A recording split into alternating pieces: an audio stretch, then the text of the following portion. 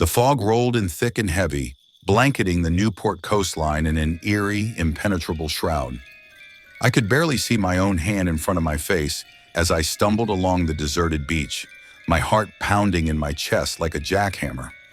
The sound of the waves crashing against the shore was muffled, creating an unsettling silence that seemed to amplify every snap of a twig and rustle of leaves. I shouldn't have been out here. Not tonight. Not when the full moon hung low and bloated in the sky, its sickly light barely penetrating the dense mist. But I had no choice. I was running for my life. My name is Kevin, and I'm about to tell you a story that will chill you to your very core.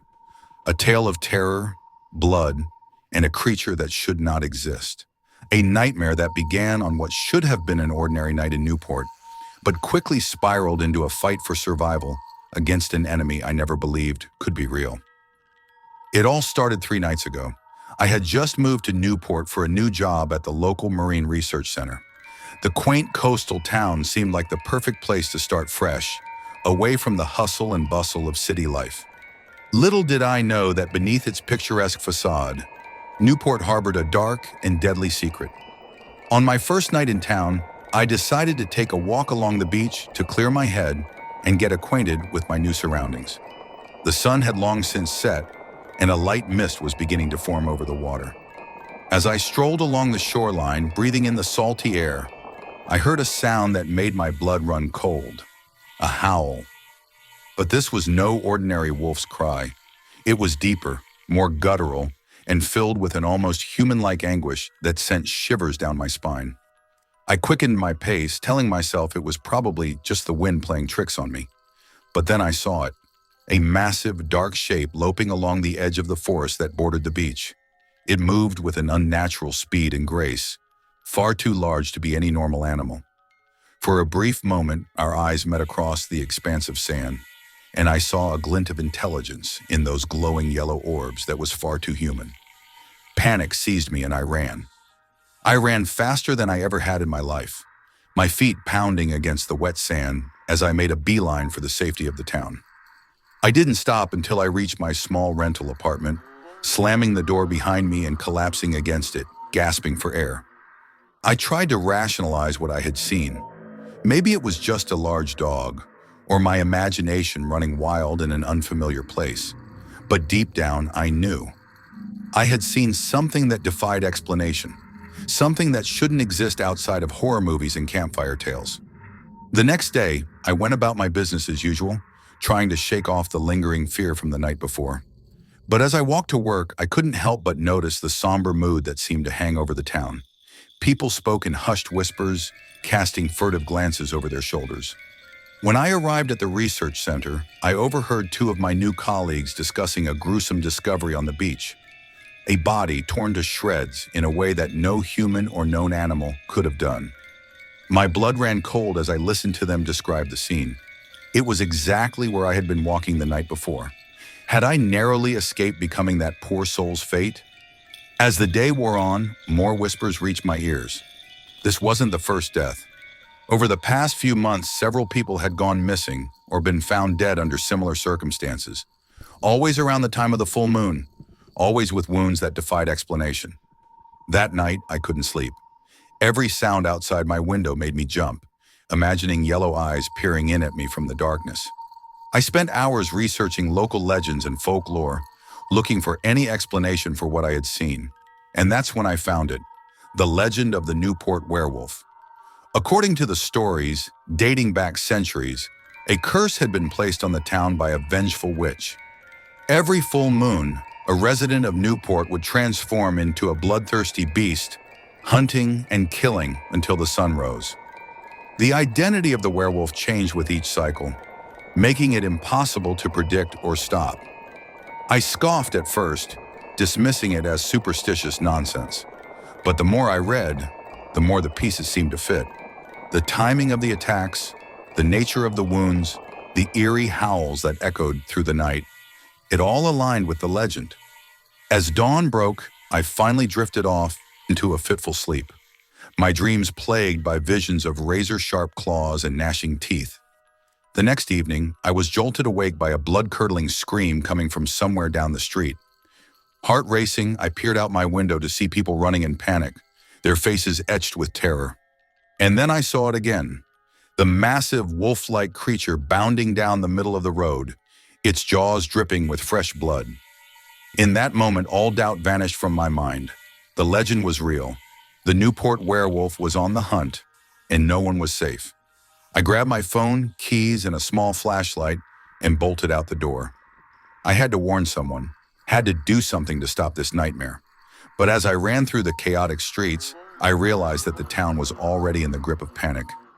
Emergency sirens wailed in the distance, and I could hear the sounds of shattering glass and splintering wood as the creature rampaged through homes and businesses. I found myself at the police station, pushing through a crowd of terrified residents, all clamoring for help and answers. Inside, it was pandemonium. Officers were shouting into radios, trying to coordinate a response to a threat they couldn't possibly understand or be prepared for. In the midst of the chaos, I locked eyes with a grizzled old detective who seemed to be the only calm presence in the room. He motioned for me to follow him into a side office, closing the door behind us to muffle the noise. "You've seen it, haven't you, son?" he asked, his voice gravelly and tired. I nodded, unable to find words to describe the horror I had witnessed. The detective, who introduced himself as Jack Morrison, sighed heavily. "I've been on the force for 40 years, and I've seen things that would turn your hair white, but nothing compares to what's happening in this town." He pulled out a thick file from his desk drawer, spreading out old newspaper clippings and police reports. "It's been happening for generations. Every full moon, like clockwork. We've tried everything. Hunting parties, traps, even calling in so-called experts. Nothing works." "But how is this possible?" I asked, my voice barely above a whisper. "Werewolves aren't real. They can't be." Morrison's eyes met mine, filled with a weariness that spoke of years of battling an impossible enemy. "I used to think the same thing. But in this town, the impossible becomes reality 3 nights a month. And the worst part? We never know who it's going to be. Your neighbor, your friend, even your own family member could be the beast when the moon rises." A chill ran down my spine as the implications of his words sank in. Anyone could be the werewolf. Anyone could be the next victim. The sense of paranoia and fear must be overwhelming for those who had lived with this secret for years. Our conversation was cut short by a crackling report over Morrison's radio. The creature had been spotted heading towards the marina. Without a word, we both rushed out, joining the flood of officers mobilizing to respond. As we sped through the streets in Morrison's patrol car, I couldn't help but feel a sense of surreal detachment. Just days ago, I had been excited about starting a new life in this picturesque coastal town. Now I was in the middle of a waking nightmare, hunting a monster straight out of legend. We arrived at the marina to find a scene of utter devastation. Boats had been overturned, their hulls torn open like tin cans. The wooden docks were splintered and broken, and the air was thick with the metallic scent of blood. "Spread out! Check for survivors!" Morrison barked orders to his officers as we cautiously made our way through the wreckage. That's when we heard it, a low, menacing growl that seemed to come from everywhere and nowhere at once. I spun around, my flashlight beam cutting through the mist, searching for the source of the sound. And then I saw them, a pair of glowing yellow eyes floating in the darkness between 2 overturned boats. Time seemed to stand still as I stared into those inhuman orbs, feeling like a mouse hypnotized by a cobra. "Kevin, get down!" Morrison's shout snapped me back to reality just as the creature lunged. I threw myself to the side, feeling the rush of air as massive claws swiped through the space where my head had been moments before. I scrambled backwards, my heart pounding so hard I thought it might burst from my chest. The werewolf stood fully revealed in the harsh glare of flashlights and police spotlights. It was even more terrifying up close. Easily 8 feet tall, with matted fur caked with blood and gore. Its snout was elongated, filled with razor-sharp teeth that gleamed in the artificial light. But its eyes, those eyes were the most horrifying part. There was an intelligence there, a flicker of something almost human buried beneath the bestial rage. Gunshots rang out as the officers opened fire, but the bullets seemed to have little effect. The creature roared in anger, the sound so loud and primal that I felt it reverberate through my very bones. With inhuman speed, it lashed out, sending officers flying like rag dolls. I watched in horror as it seized one unfortunate man in its massive jaws, shaking him violently before tossing the lifeless body aside like garbage. Morrison grabbed my arm, dragging me behind a stack of crates. "We need to get out of here," he hissed. "We're not equipped to handle this." But retreat wasn't an option. The werewolf was between us and the only exit, methodically tearing through the police forces like they were made of paper. "There has to be a way to stop it," I said, my mind racing. "The legends. There's always a weakness." Morrison shook his head. "Silver bullets are a myth, kid. We've tried everything over the years." As we huddled behind our flimsy cover, listening to the screams and gunfire, a crazy idea began to form in my mind. If bullets couldn't penetrate its hide, maybe we needed to attack from the inside. I spotted a fishing boat nearby, its deck covered in gear. Among the tangled nets and ropes was exactly what I was looking for: a heavy-duty harpoon gun. "Cover me," I said to Morrison, not waiting for a response before I darted out from behind the crates. I could hear Morrison shouting after me, but I tuned it out, focused solely on reaching the boat. My lungs burned as I sprinted across the dock, fully exposed and vulnerable. The werewolf noticed me, letting out a bone-chilling howl as it started to give chase. I could feel its hot breath on the back of my neck as I reached the boat, my hands scrambling for the harpoon gun. Just as the creature's claws were about to close around me, I spun around, bringing the harpoon gun up and firing point blank into its open maw. The harpoon tore through the back of the werewolf's throat, erupting from the base of its skull in a spray of blood and bone. The beast's momentum carried it forward, crashing into me and sending us both tumbling into the icy waters of the marina. The world became a confusing blur of thrashing limbs and bubbles. I fought to break free from the werewolf's death grip, my lungs screaming for air. Just when I thought I couldn't hold my breath any longer, I felt the creature's movements weaken. With one final push, I broke the surface. Gasping and sputtering, hands reached down, pulling me from the water onto the relative safety of what remained of the dock. As I lay there coughing up seawater and shaking uncontrollably, I saw the werewolf's massive form float to the surface. But even as I watched, it began to change. The fur receded, the snout shortened, and the claws retracted. In the beast's place floated the body of a man, someone I recognized from my brief time in town. He had been the friendly barista at the local coffee shop, always ready with a smile and a kind word. The realization hit me like a punch to the gut. This man hadn't asked for this curse. He probably had no idea what he became when the full moon rose. And now he was dead by my hand. As the adrenaline wore off, the full weight of what had happened began to sink in. The death, the destruction, the impossible reality of what I had just experienced. It was all too much. I broke down, sobs racking my body as Morrison draped a shock blanket over my shoulders. "You did what you had to do, son," he said softly. "You saved a lot of lives tonight." But his words brought little comfort, because even as emergency vehicles arrived and the cleanup began, I knew this wasn't over. The curse of the Newport werewolf hadn't been broken. It had merely chosen a new vessel. And as I looked around at the shell-shocked faces of the survivors, a horrifying thought occurred to me.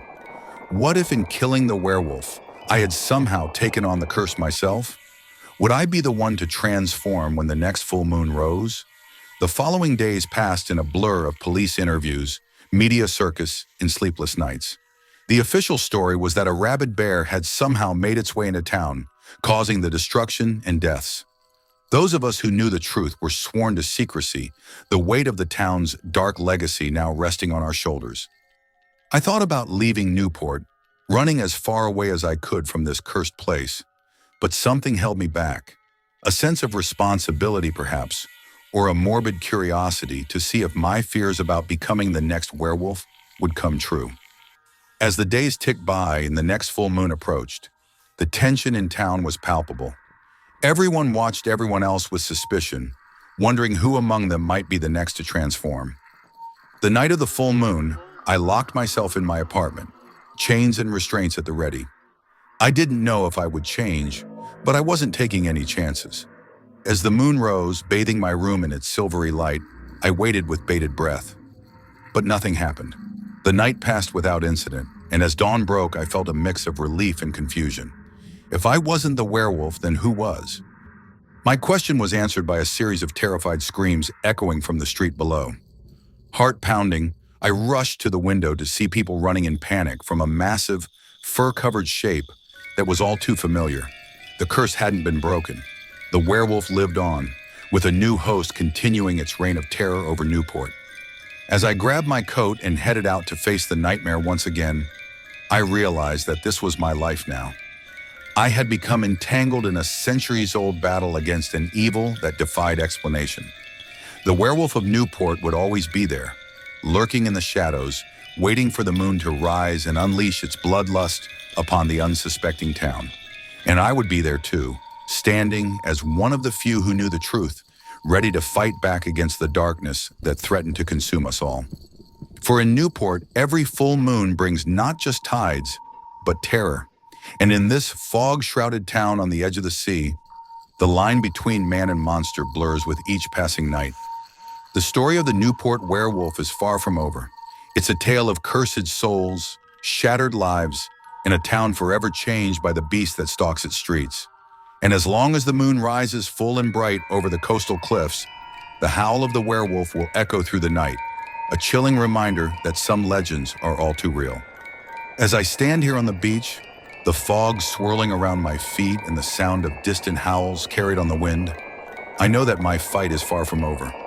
The Werewolf of Newport is out there, waiting, hunting, and I'll be here, ready to face whatever horrors the next full moon brings. For in this town, the night belongs to the beast, and dawn is never guaranteed. The only certainty is that when darkness falls and the moon rises full, the hunt will begin anew. And may God have mercy on those caught in its path.